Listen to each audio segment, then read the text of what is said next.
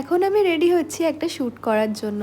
আমি এখন আর একদমই হেয়ার স্টাইলিং করি না হিট দিয়ে, বাট আজকে করলাম। রোদে শ্যুট করতে তো আমার অবস্থা খারাপই হয়ে গেছিলো। এটা একটা সানস্ক্রিন জ্যাকেটের শ্যুট ছিল, তো রোদেই করতে হতো।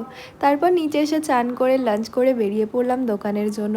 আর এই যে বড় ব্যাগটা দেখছো, এটা হলো জুকের, যেটা আমি কোলাবোরেশনে পেয়েছিলাম, আর এটা এখন আমি ডেলি ইউজ করছি। দোকানে এসে দেখি সমস্ত জিনিস ওলট পালট হয়ে আছে আর খুব নোংরাও লাগছে, তাই জন্য শুরু করে দিয়েছি পরিষ্কার করতে। আর আজকে দুপুরে একটুও বসার টাইম পেলাম না, পরিষ্কার করতে করতেই কেটে গেল।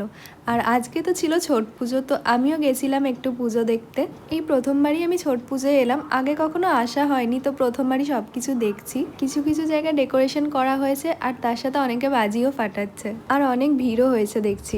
কালকে তো জগদ্ধাত্রী পুজো, তো সব জায়গায় দেখলাম ঠাকুর চলে এসেছে। আমাদের বাড়ির কাছে যে পুজোটা হচ্ছিল সেখানে লাইটিং লাগানো কমপ্লিট হয়ে গেছে, তো ভাবলাম গিয়ে একটু দেখে আসি। তোমাদের সাথে তাহলে দেখা হচ্ছে আবার পরের ভিডিওতে। বাই।